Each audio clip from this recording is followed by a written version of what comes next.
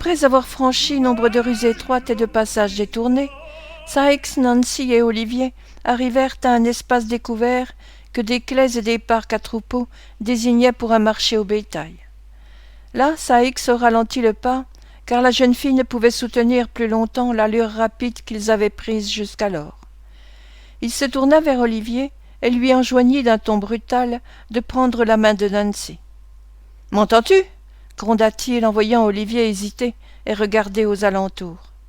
Ils étaient dans un endroit sombre, loin de tout passant, et Olivier ne vit que trop clairement qu'il n'y avait pas de résistance possible.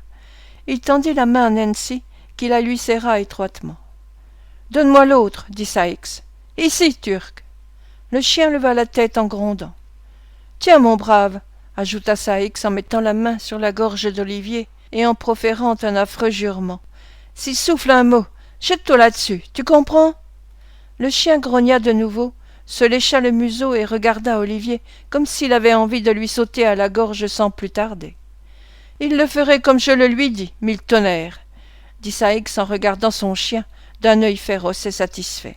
« Maintenant tu sais ce qui t'attend, jeune homme. Ainsi, crie si l'envie t'en prend. Le chien se chargera bien de te faire taire. Allons plus vite que ça !»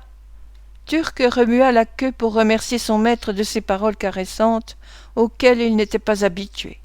Puis il poussa un nouveau grognement à l'adresse d'Olivier et prit les devants. C'était Smithfield qu'il traversait. C'eût été Grosvenor Square qu'Olivier n'en eût pas su davantage. La nuit était sombre et brumeuse. L'éclairage des boutiques se voyait à peine à travers l'épaisseur du brouillard qui augmentait à chaque instant et enveloppait de ténèbres les rues et les maisons. L'aspect de ces lieux n'en était que plus étrange pour Olivier et son anxiété plus grande. Il marchait d'un pas précipité quand l'horloge d'une église voisine sonna l'heure. Au premier coup, Sikes et Nancy firent halte et prêtèrent l'oreille. « 8 heures, Guillaume, » dit Nancy. « À quoi bon me dire ça? Je l'entends bien, n'est-ce pas ?»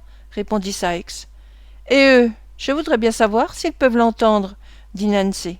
« Sans doute qu'ils le peuvent, » reprit Sikes. « Quand on m'a coffré, c'était l'époque de la foire de la Saint-Barthélemy, et il n'y avait pas dans toute la foire une méchante trompette dont je n'entendisse le vacarme. Quand j'étais sous les verrous le soir, le tumulte et le tapage du dehors rendaient si affreux le silence de la damnée vieille prison que j'étais tenté de me briser la tête contre les ferrures de la porte. »« Pauvre garçon, » dit Nancy, le visage toujours tourné vers le point d'où l'horloge s'était fait entendre. « Quel dommage, Guillaume, de si beaux garçons !»« Voilà bien les femmes, » répondit Sikes. « Elles ne font attention qu'à ça. De si beaux garçons, eh bien, s'ils ne sont pas encore morts, ils n'en valent pas mieux.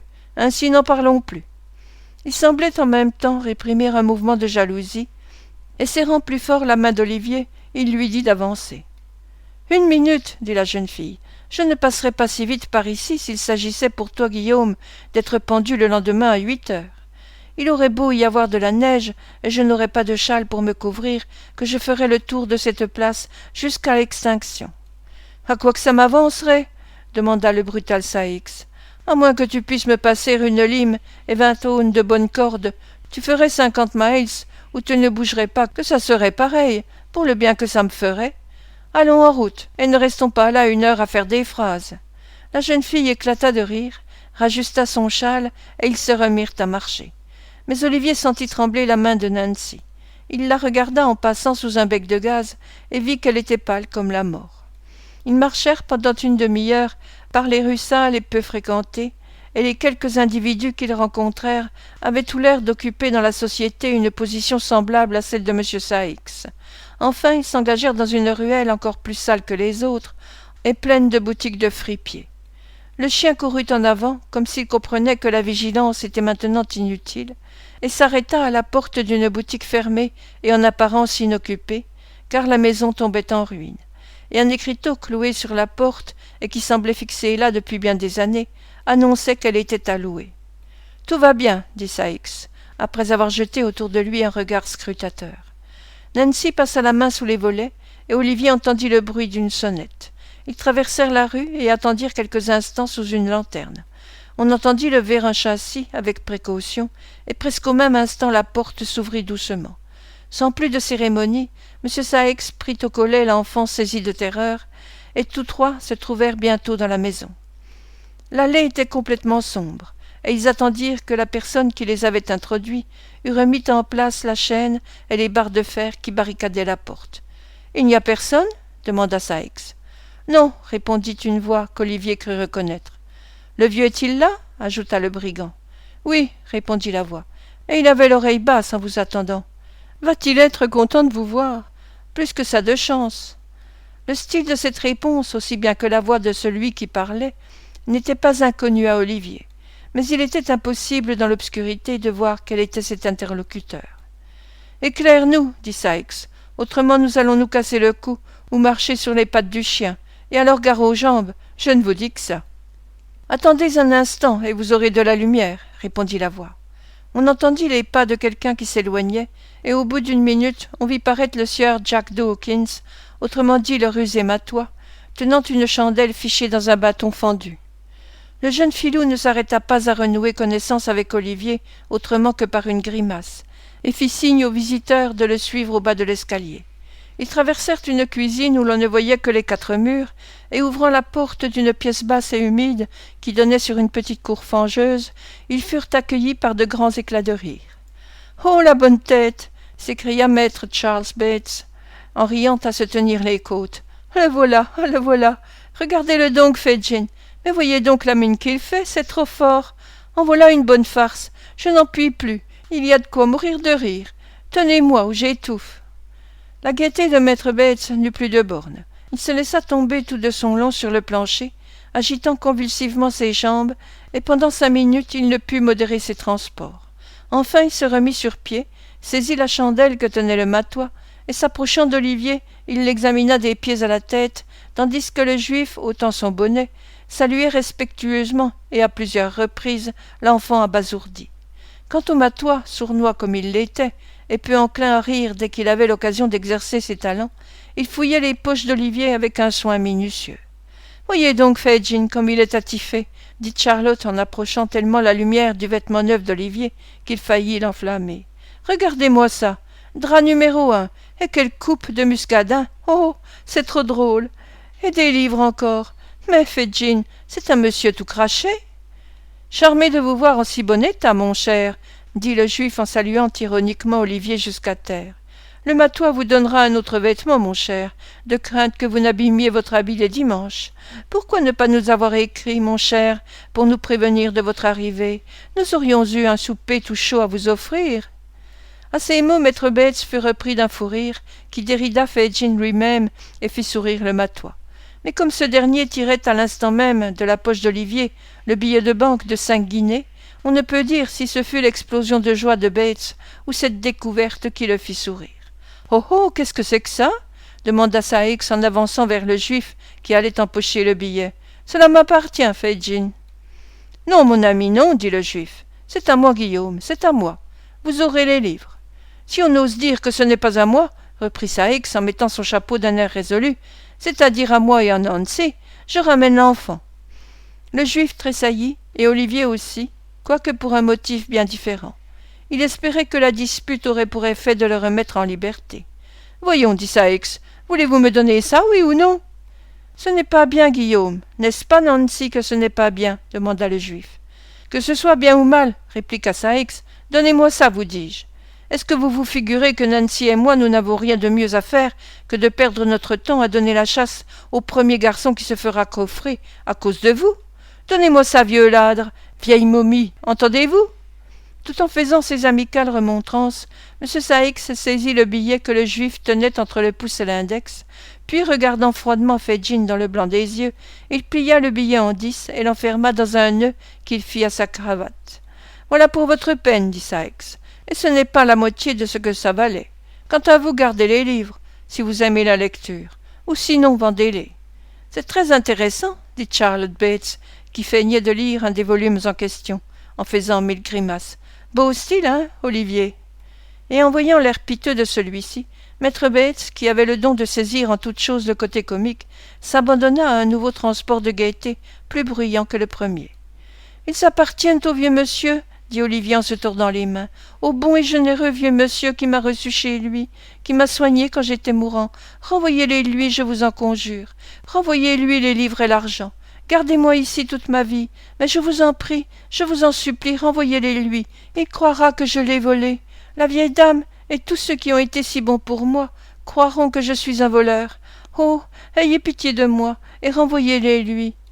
En parlant ainsi, avec l'énergie que donne une poignante douleur, Olivier tomba à genoux aux pieds du juif, en joignant les mains d'un air suppliant et désespéré. « Ce garçon a raison, » observa Fagin, en jetant autour de lui un coup d'œil sournois et en fronçant tant qu'il pouvait ses affreux sourcils. « Tu as raison, Olivier, tu as raison. On croira que tu es un voleur. Ah ah, ajouta-t-il en se frottant les mains, ça se trouve à merveille, et nous ne pouvions rien souhaiter de mieux. « Sans doute, répondit Saïx. J'y ai songé dès que je l'ai vu entrer dans Clerkenwell, avec ses livres sous le bras. C'est tout simple, il faut que ce soit des gens confits en dévotion. Autrement ils ne l'auraient pas pris chez eux. Ils ne le rechercheront pas, de crainte d'être obligés à des poursuites pour le faire enfermer. Il est en sûreté, comme ça. » Pendant ce dialogue, Olivier regardait tour à tour Fagin et Saïx d'un œil égaré, et comme s'il avait à peine conscience de ce qui se passait autour de lui. Mais au dernier mot de Guillaume Saïx, il se releva subitement et s'élança, tout effaré, hors de la chambre, en criant au secours, de manière à réveiller tous les échos de la vieille maison délabrée. « Ne laisse pas sortir ton chien, Guillaume !» s'écria Nancy en se précipitant vers la porte et en la fermant sur le juif et ses deux élèves qui s'étaient élancés à la poursuite d'Olivier. « Ne laisse pas sortir ton chien, il mettrait cet enfant en pièces. » « Ce serait bien fait, » dit Saïx en se débattant pour se dégager de l'étreinte de la jeune fille. « Lâche-moi, ou je te brise la tête contre le mur. »« Ça m'est égal, Guillaume, ça m'est égal, » criait la jeune fille en luttant énergiquement contre cet homme. « L'enfant ne sera pas déchiré par le chien, ou tu me tueras la première. »« Tu vas voir, » dit Saïx en grinçant des dents. « Ôte-toi de là, ou ce sera l'affaire d'un instant. » Le brigand lança la jeune fille à l'autre bout de la chambre, juste au moment où le juif et ses deux élèves rentraient, ramenant Olivier après eux. « Eh bien, qu'est-ce » dit le juif. « Je crois que cette fille est devenue folle, » répondit Saïx d'un air farouche. « Non, je ne suis pas folle, » dit Nancy, pâle et haletante. « Je ne suis pas folle, Fagin, soyez-en sûr. »« Eh bien alors, taisez-vous, » dit le juif d'un air menaçant. « Non, je ne me tairai pas, » reprit Nancy sur un ton très élevé. « Voyons, qu'avez-vous à dire à cela ?» Fagin connaissait assez le caractère et les caprices des femmes pour sentir qu'il n'était pas prudent de prolonger l'entretien. Pour faire diversion, il s'adressa à Olivier. « Vous vouliez donc vous sauver, mon ami ?» lui dit-il en prenant dans l'angle de la cheminée un gros bâton noueux. Olivier ne répondit rien, mais il observait les mouvements du juif et son cœur battait avec force. « Vous appeliez au secours, vous vouliez faire venir la police, n'est-ce pas ?» poursuivit Fagin avec un rire moqueur et en saisissant l'enfant par le bras. « Nous vous en ferons passer l'envie, jeune homme. » Le juif appliqua un vigoureux coup de bâton sur les épaules d'Olivier, et il levait le bras pour recommencer, quand la jeune fille se jeta sur lui et lui arracha le bâton, qu'elle jeta au feu avec tant de force que des charbons roulèrent jusqu'au milieu de la chambre. « Je ne souffrirai pas chose pareille, Fagin !» s'écria Nancy. « Vous avez retrouvé cet enfant. Que voulez-vous de plus ? Tâchez de le laisser tranquille, entendez-vous, ou je vous arrangerai de manière à me faire pendre avant mon tour. » En proférant ces menaces, la jeune fille frappait du pied le plancher. Pâle de colère, les lèvres serrées, les mains crispées, elle regardait tour à tour le juif et Saïx. « Allons, Nancy, » dit le juif d'un ton radouci, après un moment de silence, pendant lequel il échangea avec M. Saïx des regards étonnés et inquiets. « Vous êtes, ce soir, plus admirable que jamais. Eh, ma chère, vous jouez la comédie à ravir. »« Vraiment ?» dit la jeune fille. « Prenez garde que je ne me surpasse. Ce serait temps pour vous, Fagin. Ainsi marchez droit avec moi. Tenez-vous-le pour dit. » Une femme poussée à bout, surtout une femme aigrie par le malheur et le désespoir, peut arriver à un degré d'irritation que peu d'hommes aiment à provoquer. Le juif comprit qu'il feindrait inutilement de prendre plus longtemps la colère de Nancy pour un caprice passager, et reculant involontairement de quelques pas, il jeta du côté de Saïx un coup d'œil moitié craintif, moitié suppliant, comme pour lui dire que c'était à lui, naturellement, à continuer le dialogue.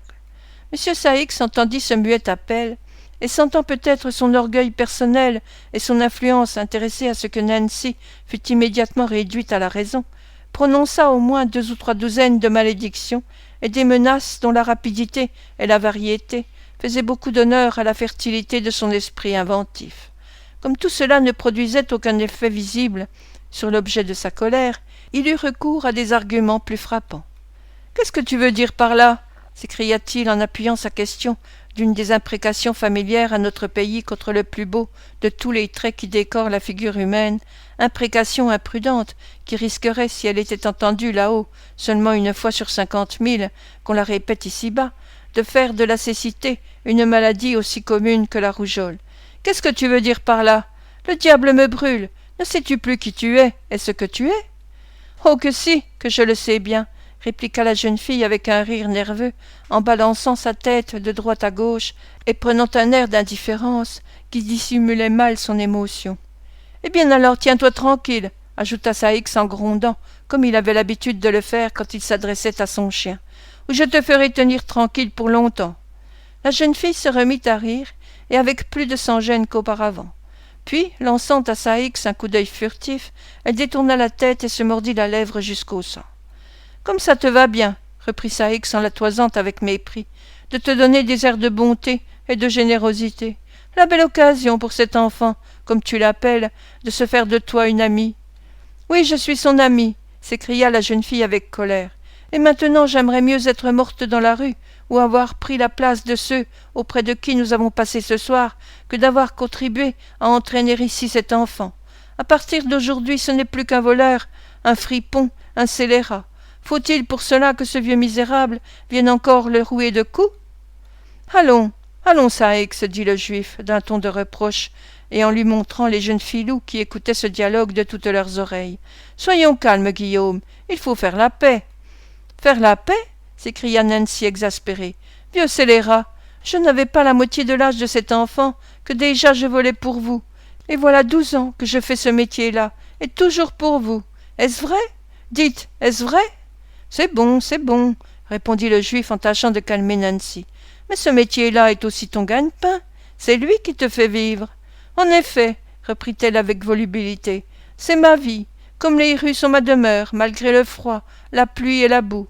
Et c'est vous, misérable, qui m'avez mené là, et qui m'y retiendrez nuit et jour, jusqu'à ce que je meure. »« Il t'arrivera pis que cela, » interrompit le juif piqué de ses reproches. « Pis que cela, entends-tu, si tu dis encore un mot. » Elle se tut, mais dans sa colère elle s'arrachait les cheveux et déchirait ses vêtements.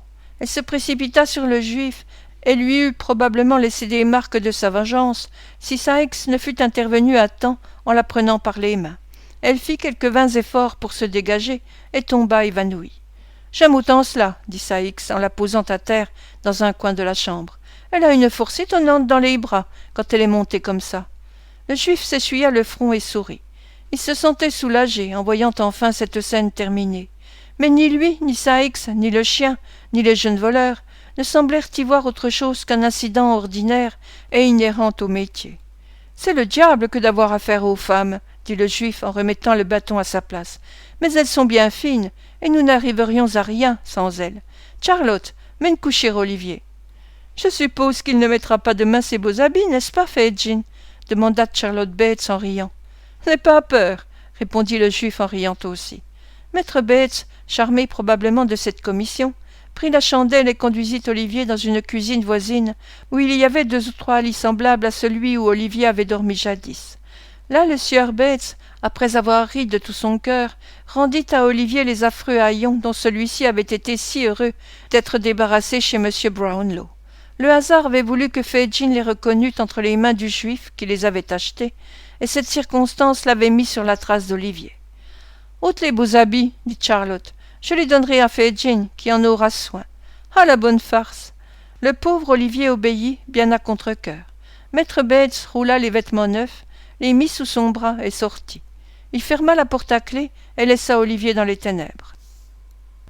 Les éclats de rire de Charlotte et la voix de Miss Betsy, qui survint à propos pour jeter de l'eau froide à la figure de son amie évanouie et la faire revenir à elle, auraient suffi pour empêcher de dormir bien des gens plus heureux qu'Olivier. Mais il était souffrant et épuisé de fatigue, et bientôt il s'endormit profondément.